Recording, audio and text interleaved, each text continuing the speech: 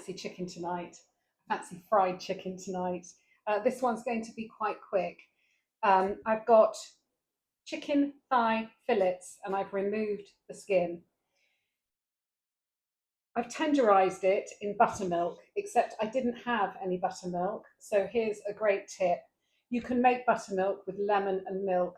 I've used about 200 ml of milk and the juice of 1 lemon, and it kind of curdles and makes buttermilk. To the milk, I added some salt, some pepper, a little couple of pinches of paprika. I put in some pinches of oregano. I've roughly chopped an onion, and I've left that in there just to marinate. The other thing that you'll need to pre-prepare, and I usually make double the quantity so that I have a bag of the coating at any time that I fancy naughty fried chicken. In here, it's 150 grams of flour, 50 grams of either corn flour or tapioca. Those ingredients, the corn flour or the tapioca, are the thing that will just make it super crispy. Also in there is a teaspoon of oregano, paprika, garlic granules, I'm just looking at my list, salt and celery salt, a teaspoon each of those, half a teaspoon of cayenne pepper, and plenty of black pepper. And I pre-make that and I keep it in a bag for when I'm ready. The first thing you're going to do is, oh, there's bits of onion in there.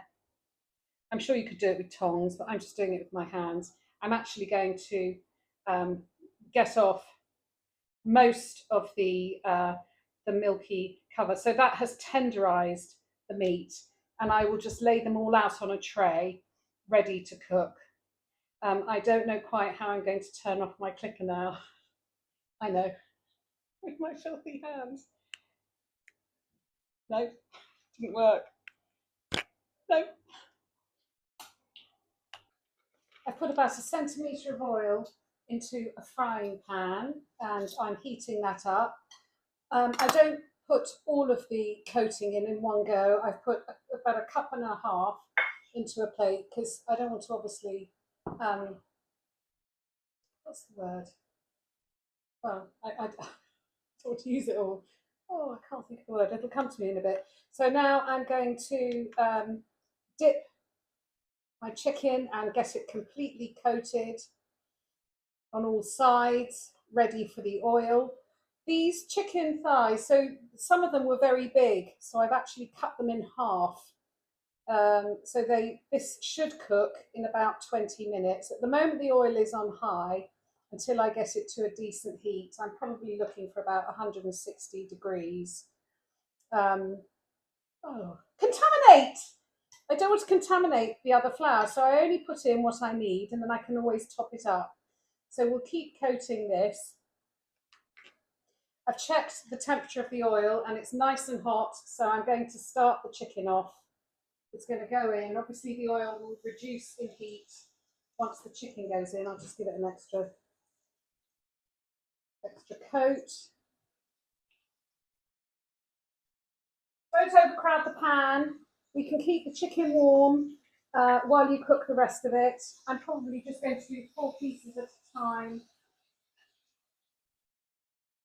I'm just going to give that a little bit more.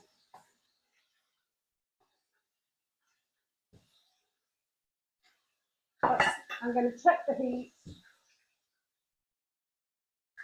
So it's about 130, but I am going to drop the heat down because I don't want it to cook too quickly. I don't want it to burn. I'm cooking the whole thing in the frying pan.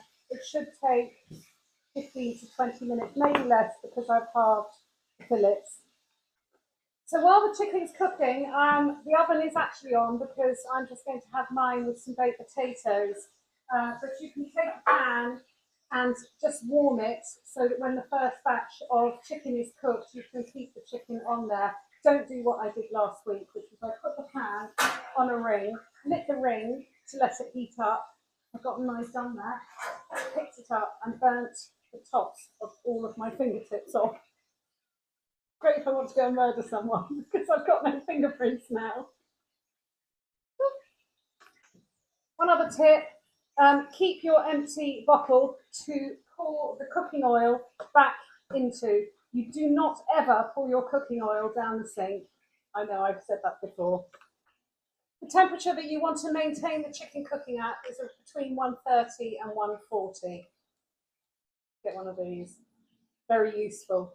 A laser temperature thing. You just point it and it tells you the exact temperature. That's 133.9. Other tips when cooking, which I know I've said before, but it's just a reminder. If it sticks to the pan, that's okay. It's not ready to release. Once it's released, then you can turn it over. I think I need to add this to top tip. It's a laser temperature taker, so I'm heating hot oil at the moment, and I can point that at the oil. Oh, that's hot. And I know that it's 176 degrees. I'll tell you why this is also endlessly useful.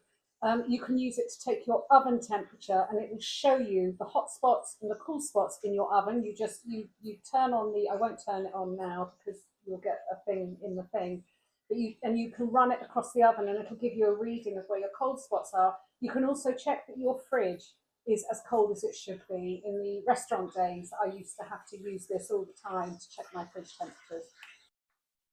My chicken's actually been cooking for 14 minutes. One more belt and braces check that you can do is to use a probe, stick it in. You want your meat to come to 65 degrees, which mine has.